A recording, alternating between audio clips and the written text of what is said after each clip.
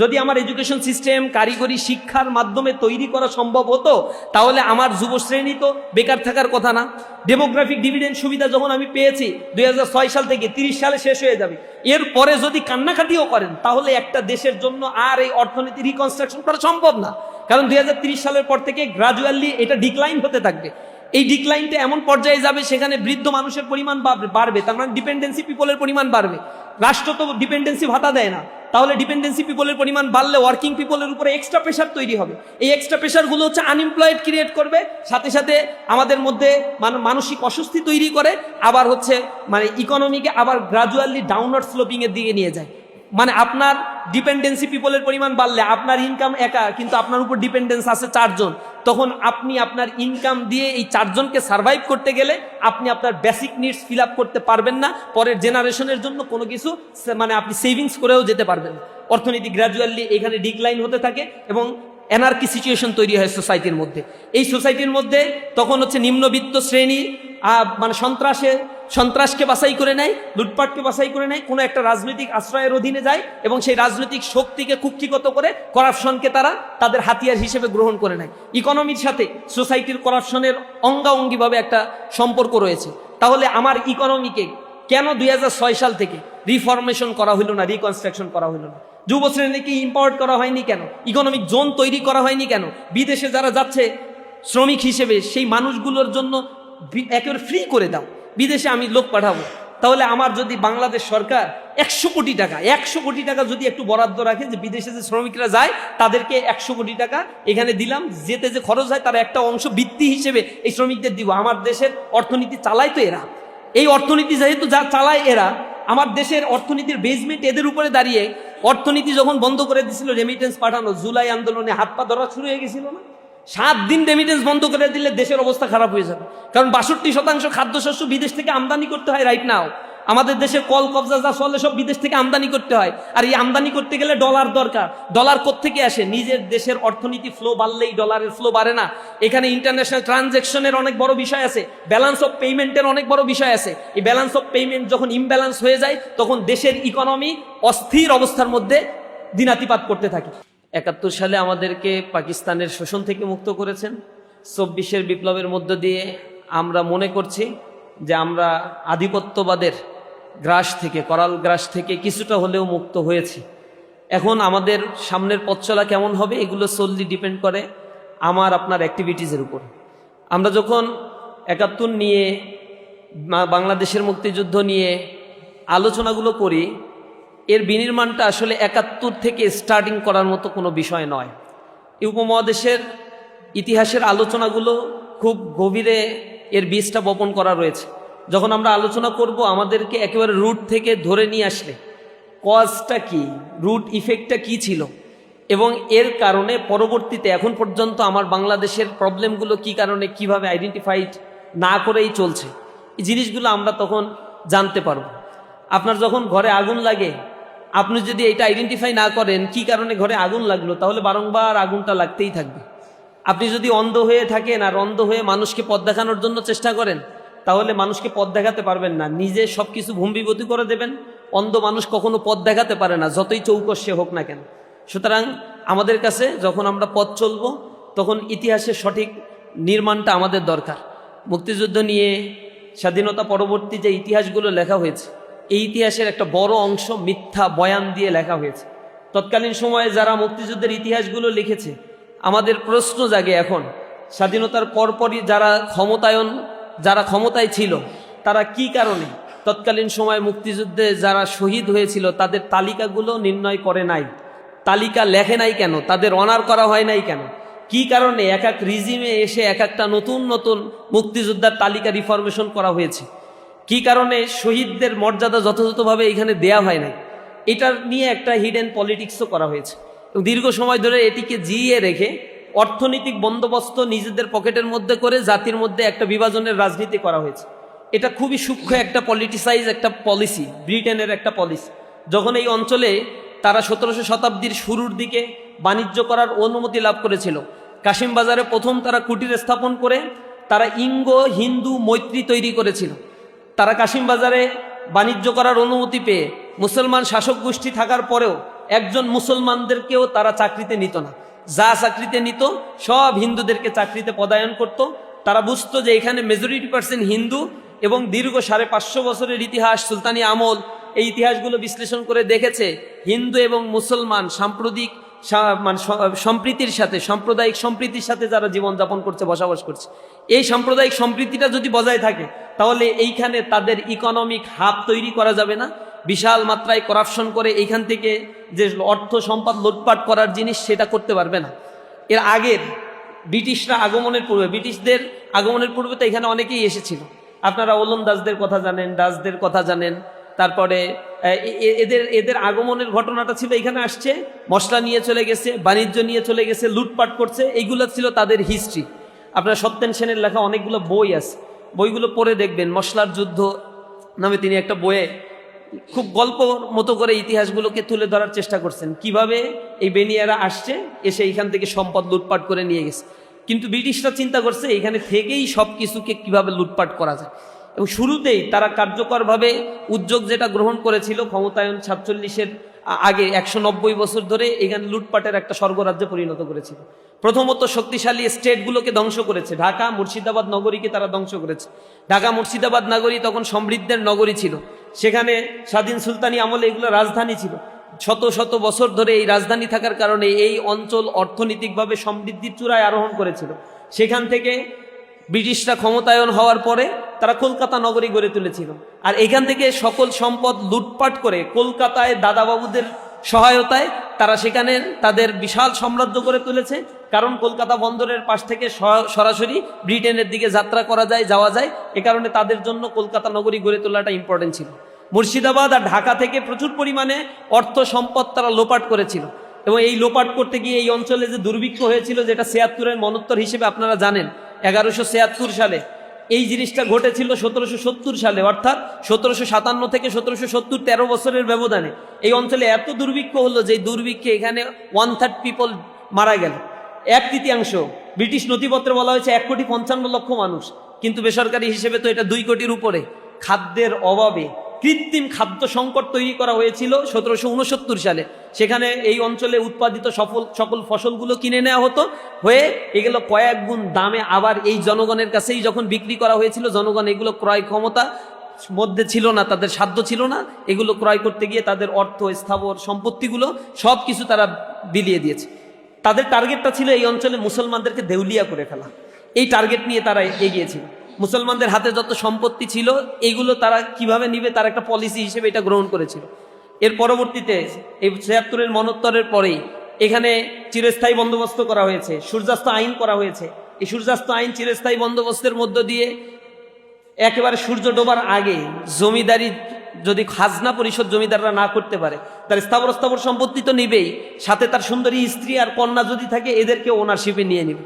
এগুলো যখন চর্চায় শুরু হলো, মুসলমান তার অস্তিত্ব রক্ষার জন্য, নিজের আত্মসম্মান মান মর্যাদা রক্ষার জন্য এখান থেকে পালায় চলে গেছে, সম্পত্তি ফেলে গেছে, আর এগুলো স্থায়ীভাবে লিখে হিন্দুদেরকে এগুলোর জমিদারি দেওয়ানি এগুলো তাদেরকে দিয়ে দেওয়া হয়েছে।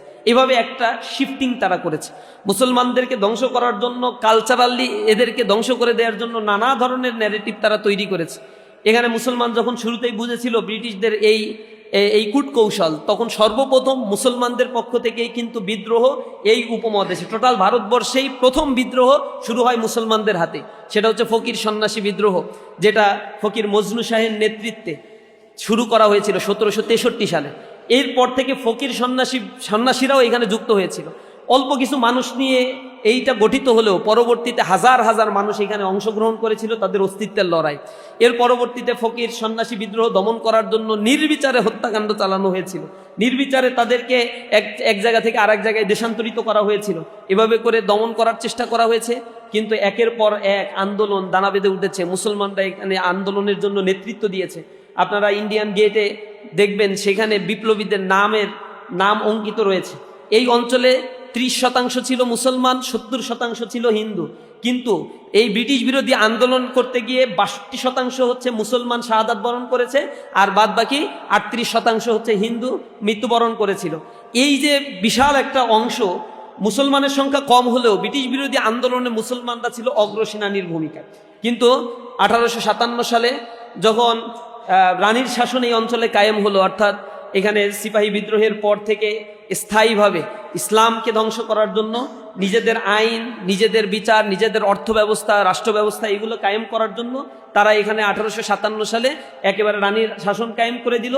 এরপর থেকে এই আইন তৈরি করলো তাদের মতো করে। আপনারা যে কয়টা বেয়ার অ্যাক্ট দেখেন বাংলাদেশের, 7টা বেয়ার অ্যাক্টের সবগুলোই হচ্ছে ব্রিটিশদের 1867 পর থেকে, 1857 পর থেকে 1906, 1908 এরকম সালগুলোতে এই আইনগুলো করা, যে আইনের উপরে এখনো পর্যন্ত আমাদের দেশের বিচার ফয়সালাগুলো চলছে। তো 190 বছরের শোষণের ইতিহাস, নিষ্পেষণের ইতিহাস নিঃসন্দেহে অনেক ট্রমার সৃষ্টি করেছে এই অঞ্চলের মানুষদের উপরে। মুসলমানরা দীর্ঘ একটা ক্ষতর মধ্য দিয়ে জীবনযাপন করছিল, তাদের মধ্যে সাম্প্রদায়িক দাঙ্গা বাঁধিয়ে দেওয়া হয়েছিল। এখানে অসংখ্য দাঙ্গার ঘটনা ঘটেছে 1943, 44, 45, 46, 47। সেখানে যে রায়টগুলো হয়েছে, নোয়াখালী দাঙ্গা হয়েছে, সালিম দাঙ্গা হয়েছে, এই দাঙ্গায় হাজার হাজার মানুষ, ইভেন 1947 সালে দেশ বিভাজনের পরেও যে দাঙ্গায় লাখ লাখ মানুষের বাস্তুচ্যুত হয়েছে এবং হাজার হাজার মানুষ তাদেরকে হত্যা করা হয়েছে শুধু হিন্দু হওয়ার কারণে আর মুসলমান হওয়ার কারণে। মুসলমানরা হিন্দুদের মারছে, হিন্দুরা মুসলমানদেরকে মারছে। এগুলো চলছে, একটা মৎসন্যায় একটা সিচুয়েশন তখন ক্রিয়েট করা হয়েছিল। এরকম পরিস্থিতিতে আসলে শাসন ক্ষমতা কিভাবে ডিভাইড হবে, শাসন ক্ষমতা কারা গ্রহণ করবে, কিভাবে চলবে, এটা একটা বিতর্কের বিষয় ছিল, ম্যাটার অফ ডিবেট। এই জায়গা থেকে তখন মুসলমানরা মনে করত মুসলমানদের একটা ইউনিটি দরকার নিজেদের নিরাপত্তার জন্য, মুসলমানদের নিজস্ব স্বকীয়তা দরকার নিজের এবাদাতের জন্য, নিজের জাতিসত্তাকে চেনার জন্য। তখন মুসলমান নিজেদের মতো করে চিন্তা করা শুরু করলো। 1947 সালে আসলো, দেশ বিভক্তির পরে কোন অংশটুকু কার ভাগে যাবে। তখন কিন্তু কংগ্রেস বসে একটা সলা পরামর্শ করে নিজেদের মতো করে একটা এজেন্ডা সেট করেছে। সেই এজেন্ডার মধ্যে কংগ্রেস মিটিংয়ে বসে বল্লভভাই প্যাটেল, গান্ধী এবং জওহরলাল নেহেরু এই 3 জন ব্যক্তি বসে হিসাব কিতাব করছে 1905 সালে যে বঙ্গভঙ্গ করা হয়েছিল, এই বঙ্গভঙ্গের বিরোধিতা কিন্তু এই কংগ্রেস করেছিল, আন্দোলন করেছিল, বঙ্গভঙ্গ রদ করতে বাধ্য করেছিল। যদিও বঙ্গভঙ্গ এক ইন্টেনশন নিয়ে করা হয়েছিল, কিন্তু এর মানে ইম্প্যাক্টটা এই বঙ্গপ্রদেশে বা বাংলাদেশের এই অঞ্চলে সবচেয়ে বেশি পড়েছিল, যার ফলে মুসলমানরা পরবর্তীতে এটাকে সাপোর্ট করেছিল, কিন্তু কংগ্রেসের তীব্র আন্দোলনে এটাকে স্থগিত করতে বাধ্য হয়েছিল। যার ফলশ্রুতিতে হিন্দুরা প্রচণ্ড খুশি হয়েছিল, রবি ঠাকুর খুশি হয়েছিল, খুশি হয়ে জনগণ মন অধিনায়ক জয় হে ভারত ভাগ্য বিধাতা এরকম গান টান রচনা করে সে খুব অভিবাদন জানিয়েছিল। ব্রিটিশদের তোষণ নীতি তারা গ্রহণ করেছিল, এগুলো তো ইতিহাসের পাতায় লেখা আছে। তখন তারা বলেছিল যে বঙ্গভঙ্গের যে সীমানাগুলো একেবারেই টানা হয়েছে, বিহার, উড়িষ্যা, ত্রিপুরা, তারপরে হচ্ছে পশ্চিমবঙ্গের একটা অংশ, এই অংশ নিয়ে যে বঙ্গভঙ্গের সীমানাটা ছিল এই সীমানাই ঠিক থাকবে। তারা বলেছিল, বল্লভভাই প্যাটেল, গান্ধী আর জওহরলাল নেহেরু তারা বসে একসাথে বলেছিল যে আমাদের অবস্থানটা হচ্ছে বাংলাদেশ বঙ্গভঙ্গের আদলে যে অংশটুকু নিয়ে বঙ্গভঙ্গের সীমানা নির্ধারণ করা হয়েছিল সেই সীমানাই থাকবে, কিন্তু ভারতীয় জাতীয়তাবাদের ভিত্তিতে বঙ্গভঙ্গের আদলে ওই সীমানাটাই ভারতের অধীনস্থ একটা প্রদেশ হয়ে সেটা থাকবে। অর্থাৎ ভারতের অধীনস্থ একটা প্রদেশ থাকবে, কিন্তু সীমানাটা দেব বঙ্গভঙ্গের মতো করে। এইটার জন্য তারা আন্দোলন শুরু করছে। তখন বাঙালি মুসলমানদের মধ্য থেকে, বাংলাদেশের মুসলমান, এই অঞ্চলের মুসলমানদের মধ্য থেকে বক্তব্য আসছে যে আমরা ঠিক আছে, তোমরা আমাদের যে অংশটুকু দিতে চাও এটা দাও, আমাদেরকে দিয়ে আমাদেরকে স্বাধীন করে দাও।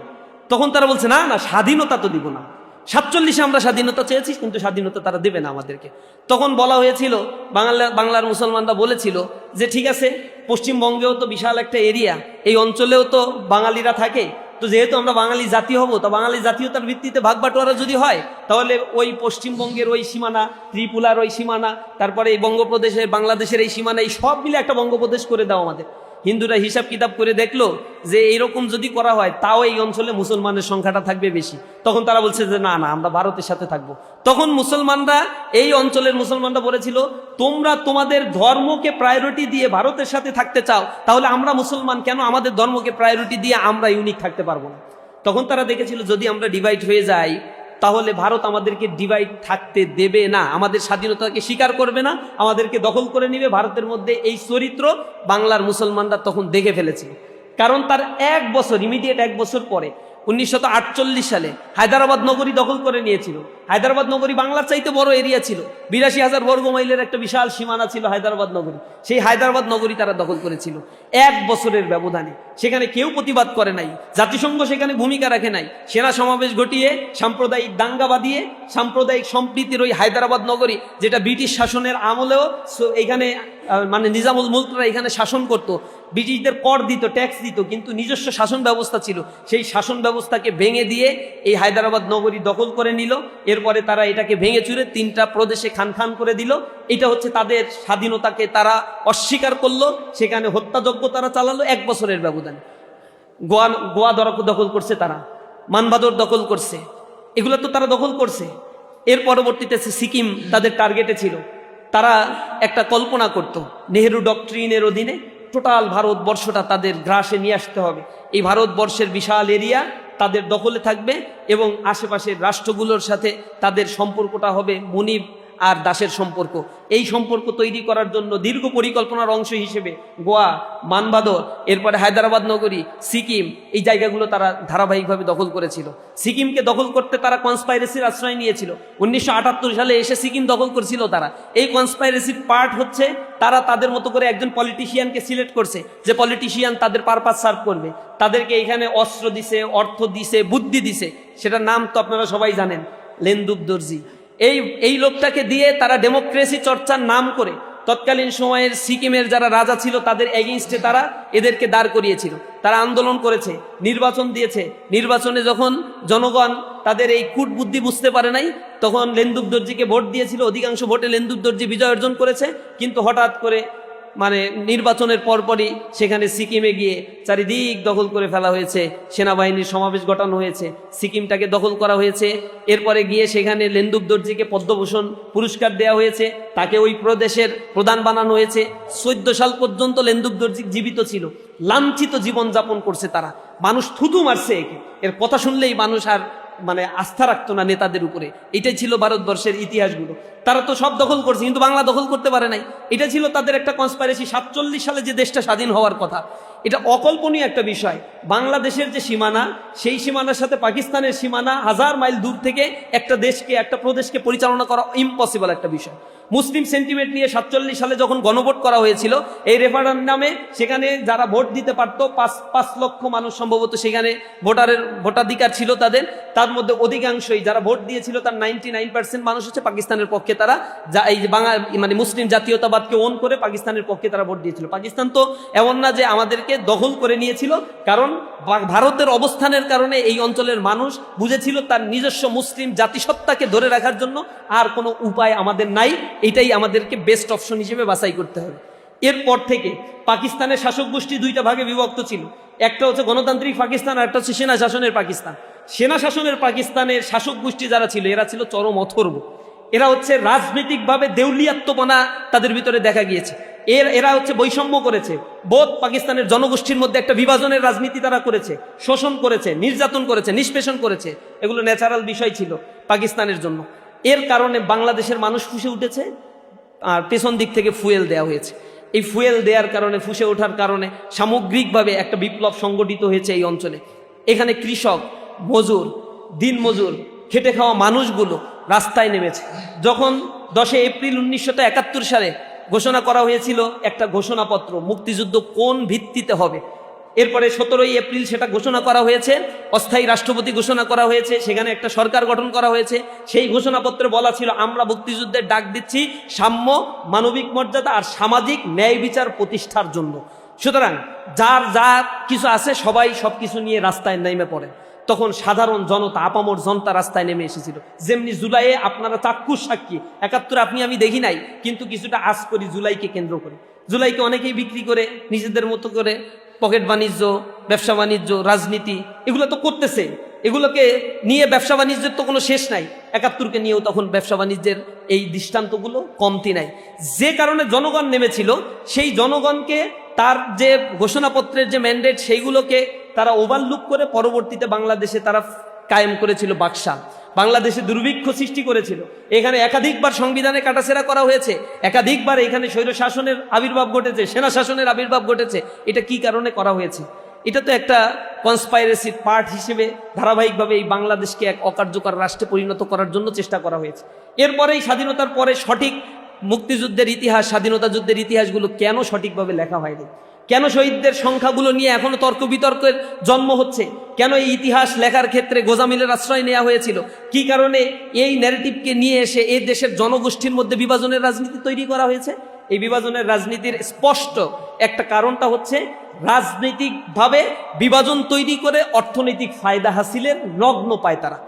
যখন আপনার সামনে একটা প্রক্রিয়া, একটা চিত্র নিয়ে আসবে, এই দেখো এ হচ্ছে আমার এনিমি, এই হচ্ছে শত্রু, এ হচ্ছে গাদ্দার, এই হচ্ছে এই, আপনাকে এইটা নিয়ে মিডিয়া দিয়ে ব্যস্ত রাখতেছে আর কোটি কোটি টাকা লোপাট করে নিয়ে চলে যাচ্ছে। এটা ব্রিটিশদের পলিসি ছিল। এই পলিসির ধারাবাহিকতায় বাংলাদেশ স্বাধীন হওয়ার পরেও দেশটাকে পিছিয়ে দেওয়ার জন্য এই কনস্পাইরেসিগুলো ধারাবাহিকভাবে করা হয়েছে। যার ফলশ্রুতিতে আপনি এখন এসে এই যে 2025 সালে এসে যদি আমার শুনতে হয় যে বাংলাদেশের 33% they are living below the poverty line, 6,44,00,000 মানুষ সরকারি হিসেবে এখন দারিদ্র সীমার নিচে বসবাস করে, এটা তো একটা শেমফুল একটা কাজ। এরপরে আমার যদি এখনো শুনতে হয় যে বাংলাদেশে এখনো পর্যন্ত যুব শ্রেণীর মধ্যে সরকারি হিসেবে অনুযায়ী 27,04,000 বেকার রয়েছে, বেসরকারি হিসাব বলে 40 লাখের মতো বাংলাদেশে শিক্ষিত বেকার রয়েছে। কেন? বাংলাদেশে ঝরে পড়ে যাচ্ছে, লেখাপড়া করতে পারছে না, তাদের বন্দোবস্ত নাই। এই মানুষগুলোর, খেটে খাওয়া মানুষগুলো, তাদের দেখার মতো কেউ নাই। পুঁজিপতি অর্থনৈতিক ব্যবস্থা, রাজনীতিবিদদের ফুলিয়ে ফাঁপিয়ে অর্থনৈতিক মাফিয়া যারা, তাদেরকে মনস্টারে রূপান্তর করে দিচ্ছে। ডিপ স্টেট তৈরি হয়ে যাচ্ছে, তারা তাদের মতো করে রাজনীতিকে নিয়ন্ত্রণ করছে, অর্থনীতিকে নিয়ন্ত্রণ করছে। জনগণের কাছে এগুলো বোঝার কোনো কায়দা নেই। যারা ক্ষমতায় থাকে তারা এগুলো বুঝতে দেয় না কাউকে। আওয়ামী লীগ ক্ষমতায় থাকছে, কখনো বুঝতে পারছেন $234 বিলিয়ন তারা পাচার করছে?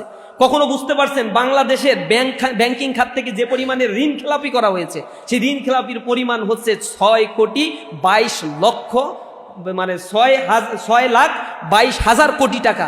এটা হচ্ছে শুধু ঋণ খেলাপি। এই ঋণ খেলাপির তথ্য যখন বাংলাদেশ ব্যাংক প্রকাশ করেছে, আমি অন্তত 1 বছর আগে বলছি বাংলাদেশের লিগাল ঋণ খেলাপির পরিমাণ সরকার যেটা দেখায় তার চাইতে বহুগুণ বেশি। সরকার এতদিন দেখাতো শুভঙ্করের ফাঁকি দিয়ে 4 লক্ষ কোটি টাকা হচ্ছে ঋণ খেলাপি। বারংবার আমি বলেছি এই ঋণ খেলাপির পরিমাণ হচ্ছে প্রায় 7 লক্ষ কোটি টাকার কাছাকাছি, যেটা একটা বাংলাদেশের বাজেটের সমান। এগুলো কেন প্রকাশ করে না? ঋণ খেলাপি রিশিডিউলিং করা হয়। 3 মাস যদি ঋণের টাকা নিয়েছেন, 3 মাস পরে পরিশোধ করতে না পারলে, নির্ধারিত সময় থেকে 3 মাসের মধ্যে ঋণ পরিশোধ করতে না পারলে এটা ঋণ খেলাপি হয়। কিন্তু এটা রিশিডিউল করে 1 বছর 1.5 বছর করে বাদায়, এরপরে দেখায় যে ঋণ খেলাপির পরিমাণ কম আছে। দেখাচ্ছে না এটা তো সার্কেলজিস্ট আছে, কিন্তু অটোমেটিক্যালি এটা IMF এর হিসাব মতো ঋণ খেলাপি হয়ে গেছে। যখন এই ঋণ খেলাপির তথ্যটা জাতির সামনে আসছে, তখন বাংলাদেশের ব্যাংকিং সেক্টরে যে পয়সাগুলো আমানত ছিল, মানুষ এখন সংখ্যাগ্রস্ত হয়ে পড়েছে। এখানে মানুষ এখন ব্যাংকিং খাতগুলো এখন ইনভেস্ট করছে না, বেসরকারি খাতগুলো স্থবির হয়ে আছে, জনজীবন প্রচণ্ড পরিমাণে চাপের মধ্যে পড়ছে। শেয়ার মার্কেটের অবস্থা খারাপ, স্টক মার্কেটের অবস্থা খারাপ, স্বাভাবিক অর্থনীতির মাইক্রোফ্লোটা নষ্ট হয়ে গিয়েছে, ম্যাক্রোফ্লো নষ্ট হয়ে গিয়েছে, একটা নানা খানা একটা অবস্থা। অর্থনীতির বাবলটা 5% মানুষের কাছে জিম্মি হয়ে আছে। 5% মানুষের কাছে যে সম্পদ আছে সেটা হচ্ছে টোটাল বাংলাদেশের অ্যাসেটের মোর দ্যান 80%। 5% মানুষ এটাকে গ্রাস করে নিয়েছে। এটা তো আমার দেশের চিত্র হওয়ার কথা না। সাম্য যদি প্রতিষ্ঠিত হতো তাহলে এরকম তো হওয়ার কথা ছিল না। মানবিক মর্যাদা যদি সুপ্রতিষ্ঠিত হতো তাহলে নির্বিচারে মানুষদেরকে হত্যা করা হতো না। হত্যা করার পরে অপরাধী এখনো পর্যন্ত খুঁজে পাওয়া যাচ্ছে না, দেশের বাইরে নাকি চলে যায়, রাষ্ট্র কোনো ব্যবস্থাই নিতে পারছে না। তাহলে এইখানে মানুষের মর্যাদাটা কোথায়? সামাজিক ন্যায় বিচার কি আদতেও প্রতিষ্ঠা হয়েছে? এখানে রাজনৈতিক বিবেচনায় নেতাকর্মীকে ছেড়ে দেওয়া হচ্ছে, রাজনৈতিক বিবেচনায় সন্ত্রাসীদেরকে জামিন দেওয়া হয়, রাজনৈতিক বিবেচনায় সকল কার্যক্রম যখন পরিচালনা করা হয়, তার মানেই হচ্ছে স্বাধীনতার ঘোষণাপত্রে যে কথাগুলো ছিল 54 বছর পরে এসেও সেই ঘোষণাপত্র যথাযথ বাস্তবায়ন হয় নাই বিদায় এখনো পর্যন্ত জুলাইয়ের বিপ্লবীদেরকে রাস্তায় নামতে হয়, জীবন দিতে হয় এবং তাদেরকে বলতে হয় যে আমরা দ্বিতীয় স্বাধীনতার জন্য লড়াই করে যাচ্ছি, দ্বিতীয় স্বাধীনতা এনেছি, এখন বাংলাদেশ বিনির্মাণ আমরা করব। এগুলো কেন বলতে হচ্ছে সামষ্টিক অবস্থা চিত্রে বাংলাদেশের এই সিনারিওটা দেখার পরে এই জায়গায় আমাদেরকে ঐক্যমত হওয়া দরকার, চিন্তা করা দরকার একটা জাতি আসলে কিভাবে এগিয়ে যায়। এইটা যদি আমরা মাথার ভিতরে না আনতে পারি তাহলে কখনোই এই কনসেপশনটা আমাদের মধ্যে গ্রো আপ করবে না। একটা জাতি কখনো তার মানে ব্যাক হিস্ট্রি নিয়ে বিভাজনের রাজনীতি করে, ট্যাগিং দিয়ে, ফ্রেমিং দিয়ে আলাদা করে একটা জাতি কখনোই অগ্রসর হতে পারে না। জাতিকে তার সঠিক ইতিহাস চর্চা করতে হয়, জাতিকে তার ভবিষ্যৎ বিনির্মাণের জন্য স্বপ্নকল্প অঙ্কন করতে হয়। আমি মালয়েশিয়া, চায়না এই জায়গাগুলোতে গিয়েছি, পৃথিবীর অনেক দেশের মানুষের সাথে আমার সরাসরি কথা হয়েছে, ডেভেলপমেন্ট ওয়ার্ক তারা কিভাবে করে, অনেক এম্বাসির সাথে তাদের ডেভেলপমেন্টগুলো কিভাবে হয়েছে সেই জিনিসগুলো নিয়ে যখন আমি কথা বলেছি আমি অবাক হয়েছি। একই অবস্থা ছিল তো জার্মানিতে নাৎসি বাহিনী যে ঘটনাগুলো ঘটিয়েছে, প্রথম বিশ্বযুদ্ধ, দ্বিতীয় বিশ্বযুদ্ধে তারা যেভাবে মানুষকে হত্যা করেছে, নিজেরা বিপর্যস্ত হয়েছে, তাদের দেশকে বিপর্যস্ত করেছে। জার্মানিতে এরকম ছিল না। জার্মানি তো যখন জার্মানির প্রথম চ্যান্সেলর ছিল বিসমার্কের নেতৃত্বে শততা বিভক্ত জার্মানি, তখন তো তারা অর্থনৈতিকভাবে শক্তিশালী একটা জার্মানিতে রূপান্তর হয়েছিল 19 শতকের একেবারেই গোড়ার দিকে। কিন্তু সেই জার্মানিটা অর্থনৈতিকভাবে ভঙ্গুর করে দেয়া হয়েছে তাদের উচ্চাভিলাষিতার কারণে। দেখেছে সবাই কলোনি স্থাপন করে, আমারও কলোনি স্থাপন করতে হবে। বিসমার্কের কথা না শুনে তখন জার্মানির যিনি রাজা ছিলেন তার নেতৃত্বে যে হত্যাযজ্ঞ বা বিশ্বযুদ্ধ চালানোর যে পায়তারা বা যে পরিকল্পনা তারা করেছিল, জার্মানি প্রথম বিশ্বযুদ্ধে ক্ষতিগ্রস্ত হয়েছে, মাথা উঁচু করে দাঁড়িয়েছে। দ্বিতীয় বিশ্বযুদ্ধে মারাত্মক লেভেলের ক্ষতিগ্রস্ত হয়েছে, এরপরে জার্মানি আবার মাথা উঁচু করে দাঁড়িয়েছে, কারণ তার অ্যাম্বিশন আছে, সে ভবিষ্যৎ নিয়ে ভাবে। জাপানের অবস্থা কি ছিল দ্বিতীয় বিশ্বযুদ্ধে? পারমাণবিক অস্ত্র মেরে তো তার অবস্থা একবার ভঙ্গুর করে ফেলা হয়েছিল। অল্প কিছু দিনের ব্যবধানে সেই জাপান অর্থনৈতিক দিক থেকে আজ পৃথিবীতে নেতৃত্ব দান করছে। সিঙ্গাপুরের কাছে যান, তাইওয়ানের কাছে যান, মালয়েশিয়ার কাছে যান, হংকংয়ের কাছে যান, এই দেশগুলো, ল্যাটিন আমেরিকার দেশগুলো, বাল্টিক অঞ্চলের দেশগুলো কি কারণে সমৃদ্ধির চূড়ায় আরোহণ করছে? কারণ তার জাতিকে সে সামনের দিকের সুশাসন শিখিয়েছে, সামনের অর্থনৈতিক বন্দোবস্ত শিখিয়েছে, জনগোষ্ঠীকে ইম্পাওয়ার্ড করেছে তারা।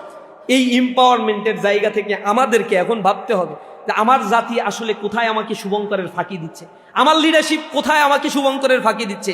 কি ঘুম পাড়ানির মাসি পিসি বলে আমাদেরকে ঘুম পাড়িয়ে রেখে নিজেদের অর্থনৈতিক বন্দোবস্ত তারা করতে চাচ্ছে, আর রাজনৈতিক বয়ানের মধ্য দিয়ে অর্থনৈতিক ফায়দা হাসিলের কূট কৌশল এই বাংলাদেশের দীর্ঘ 54 বছরের একটা বস্তা পচা কৌশলের অংশ হিসেবেই তারা এই কাজগুলো করছে।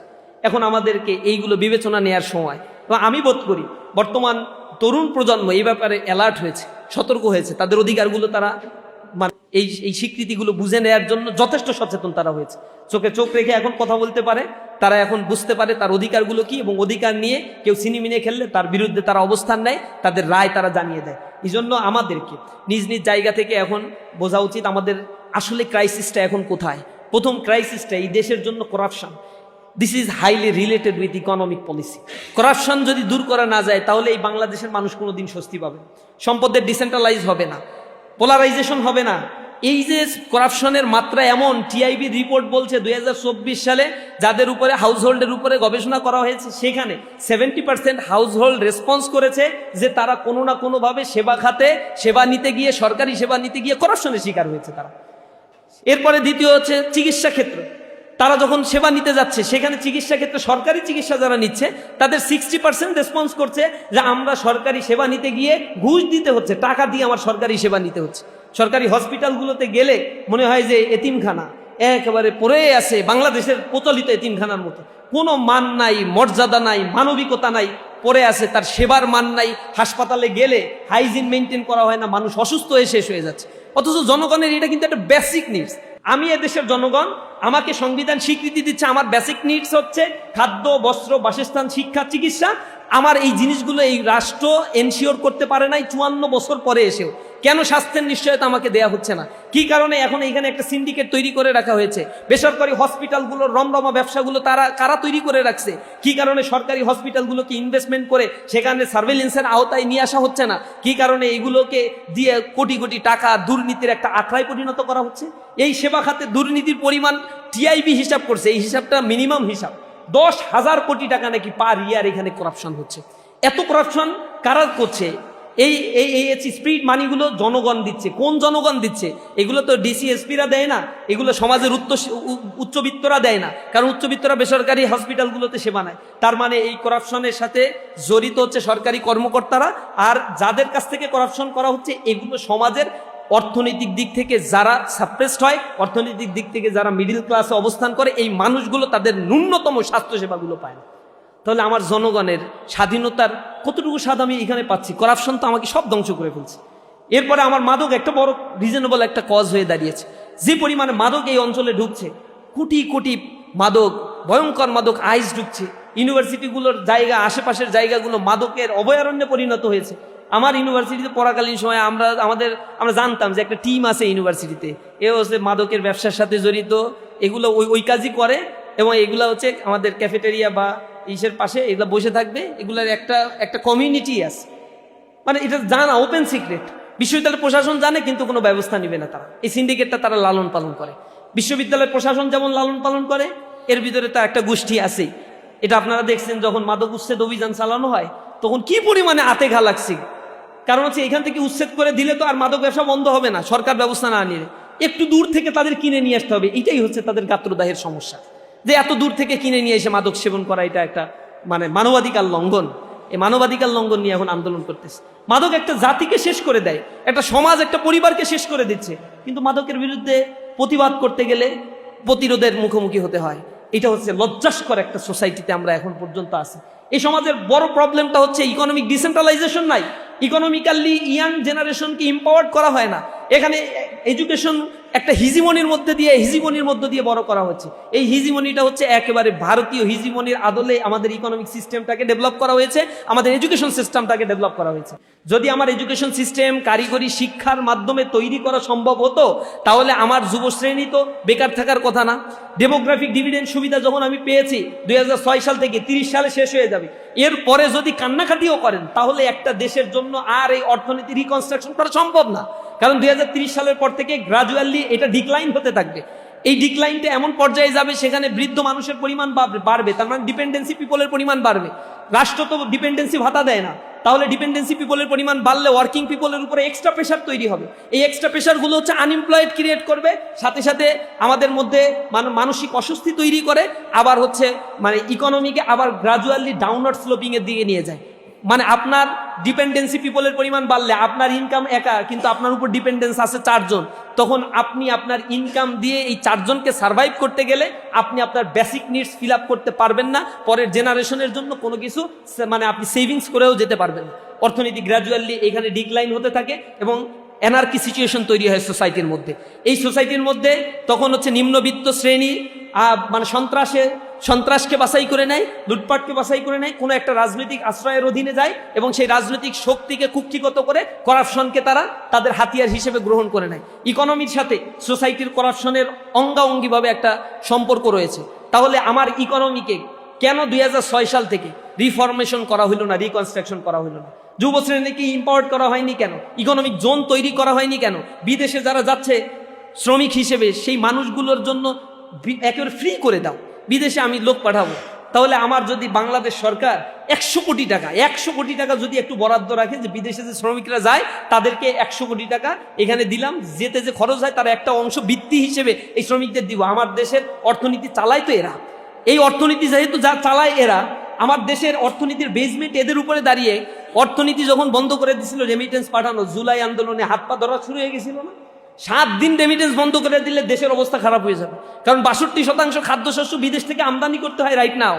আমাদের দেশের কল কবজা যা চলে সব বিদেশ থেকে আমদানি করতে হয়, আর এই আমদানি করতে গেলে ডলার দরকার। ডলার কোত্থেকে আসে? নিজের দেশের অর্থনীতি ফ্লো বাড়লেই ডলারের ফ্লো বাড়ে না। এখানে ইন্টারন্যাশনাল ট্রানজ্যাকশনের অনেক বড় বিষয় আছে, ব্যালেন্স অফ পেমেন্টের অনেক বড় বিষয় আছে। এই ব্যালেন্স অফ পেমেন্ট যখন ইমব্যালেন্স হয়ে যায় তখন দেশের ইকোনমি অস্থির অবস্থার মধ্যে দিনাতিপাত করতে থাকে। এটা একটা মারাত্মক রকমের একটা ভিসিয়াস সার্কেল, একটা দুষ্ট একটা চক্র। বাংলাদেশের ইকোনমিটা solely ডিপেন্ড করে আরএমজি সেক্টরের উপরে, solely ডিপেন্ড করে রেমিটেন্স সেক্টরের উপরে। এখন রেমিটেন্স সেক্টরটাকে পঙ্গু করে দেওয়ার জন্য অথবা এটা লাগাম টেনে ধরার জন্য তো কনস্পাইরেসি দীর্ঘ সময় ধরে চলছে, ব্যাংকিং চ্যানেলে চলছে। আপনারা জানেন বাংলাদেশে $30 বিলিয়ন রেমিটেন্স আসে ব্যাংকিং চ্যানেল দিয়ে, অন্তত $25 বিলিয়ন রেমিটেন্স আসে এই হুন্ডি বাট্টার মধ্য দিয়ে। এই $25 বিলিয়ন যদি ব্যাংকিং চ্যানেল থেকে আসতো তাহলে অসাধু ব্যবসায়ীরা যে টাকা পাচার যেগুলো হয় এগুলো বন্ধ হয়ে যেত, দেশের টাকা দেশে থাকতো। দেশের টাকা দেশে মোবিলাইজ হওয়া মানে এখানে এমপ্লয়মেন্ট ক্রিয়েট হওয়া, ইয়াং জেনারেশন আরো বেশি এম্পাওয়ার্ড হওয়া। কিন্তু সেই জিনিসগুলো আমরা দেখতে পাই না অর্থনৈতিক পলিসির মধ্যে। মানিটারি পলিসি নাই, ফিসক্যাল পলিসি নাই। এইখানে রাজনীতিবিদরা যেগুলো হচ্ছে এখানে অর্থ মন্ত্রণালয়ে দায়িত্ব পালন করে, অর্থ মন্ত্রণালয়ে যে সচিব থেকে শুরু করে নিচের দিকে যারা আছে সবাই করাপশনের সাথে জড়িত। সুতরাং কোন ইন্ডিকেটরে কোন দিকে কি গুরুত্ব দিতে হবে এই জিনিসগুলোকে তারা সঠিকভাবে আইডেন্টিফাই করতে পারলেও কোনো ধরনের মেজারমেন্ট তারা নেয় না। মেজারমেন্ট না নেওয়ার পিছনে একমাত্র কারণ হচ্ছে এখানে একটা বিশাল অংশের টাকা তাদের পকেটে যায়, এগুলো তারা নিয়ন্ত্রণ করতে পারে না। প্রতি বছরই ব্ল্যাক মানি হোয়াইট করার সুযোগ দেওয়া হয়। কেন ব্ল্যাক মানি হোয়াইট করার সুযোগ দেব? অবৈধভাবে টাকা পাচার করছে আর তুমি এটা হোয়াইট করার জন্য অফার দিয়ে দাও। অফার দিলে কয় টাকা হোয়াইট করে? কেউ হোয়াইট করে না। সবসময়ের জন্য এই সুযোগ সুবিধা, তার মানে এই রাষ্ট্র জাতিগতভাবে একটা করাপশনের মধ্য দিয়ে যেতেই তারা পছন্দ করে। এখন এইগুলো নিয়ে তো সচেতনতা আমাদেরকে করা হয় না, যুব শ্রেণীকে করা হয় না।